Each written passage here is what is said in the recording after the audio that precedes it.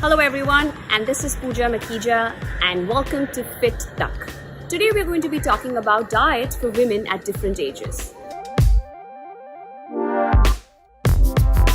Well, while eating in general, eating healthy in general is the need of the hour for everyone, I think certain ages and stages in a woman's life needs a little extra TLC, tender loving calories. These are special focus on certain food groups in various stages of a woman's life. Starting with the first, which is adolescence and puberty.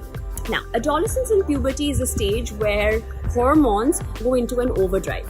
Now, hormones are fat-based substances and therefore need fat to park themselves and deposit themselves in the body.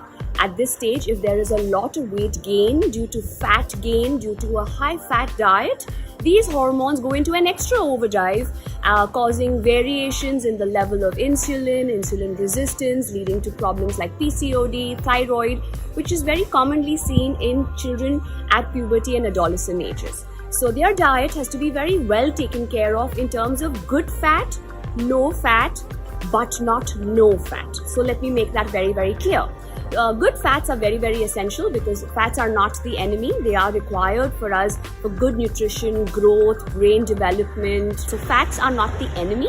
But having a very high fat diet will lead to more fat deposits and therefore hormonal disturbances. But what happens with today's teenage kids is also a fixation on looking at their very best and therefore branding food and especially fat as their enemy so that they can be extra skinny and look at a particular size according to whom they are following on social media or whatever it is that they want to look at. So they make food the enemy, and which is also not right. So we have to make sure that good fat in good proportions is consumed, excess is bad, and too little is also bad, because it's always food being nutrition and nourishment and never punishment. Now talking about the next stage, which is between puberty and about the age of 25 to 30 in a woman's life. Now, you may not know this, but this is the main period where the focus has to be on calcium, because this is the calcium storage point in a woman's life.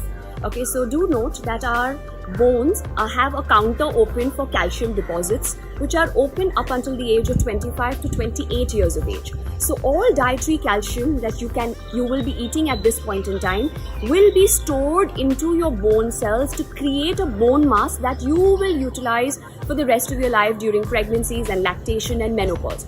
So the stronger the bone bank you've built at this stage, the more calcium your bones have inherently and not going to need oral supplementation.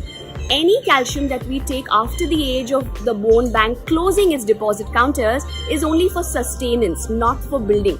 So if you are under the age of 25 to 28 years of age and you're watching this, now is a good time to speak with your nutritionist or your doctor to make sure that your dietary calcium is good, or if you need any oral supplementation in form of calcium, now is the time to take it in and deposit it into your bank, because the counters are still open. Moving on to the next stage, which is where women mostly will get pregnant and will be breastfeeding. So let's talk about what are the calorie needs then, and what are the main focus points then. So whenever there is growth, okay, as in the case of making a baby or being able to make breast milk, proteins becomes a very important fundamental base on which growth can occur, right? So while making a baby, again, proteins are extremely crucial because after all, there is a living being that is being made inside you. So protein intake during pregnancy and lactation is of prime importance. Lean protein is always the better way to go. So whether from non-vegetarian sources, it could be egg whites and plain chicken and fish and fatty fish as well.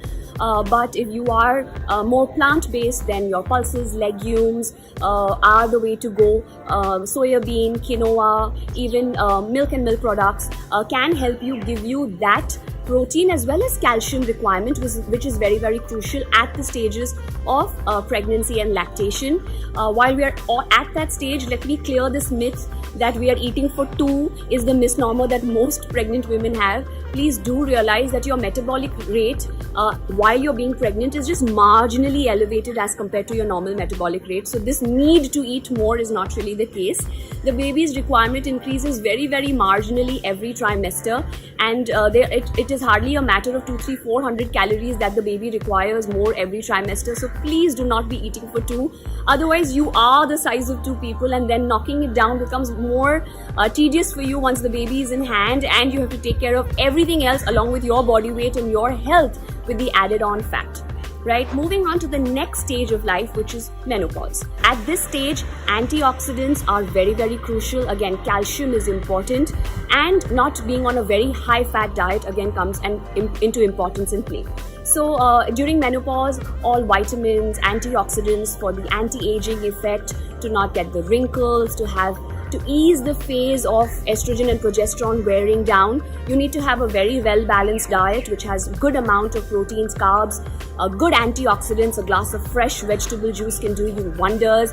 Calcium intake is important because now because of the lack of estrogen and progesterone, the osteoporosis and bone loss becomes more. So your calcium intake through dietary supplements as well as your diet needs to be balanced. And of course, depending on how big or how nice your bank was built under the age of 25 to 28, that much more calcium you will have for your body to use and to stay away from osteoporosis.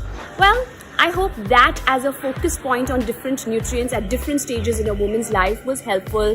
Of course, water, good sleep and exercise are crucials that are important for us all throughout our life, and a nice integration of all these nutrients and good exercise and sleep and positivity and happiness is going to make sure that you can get the best out of life that you want.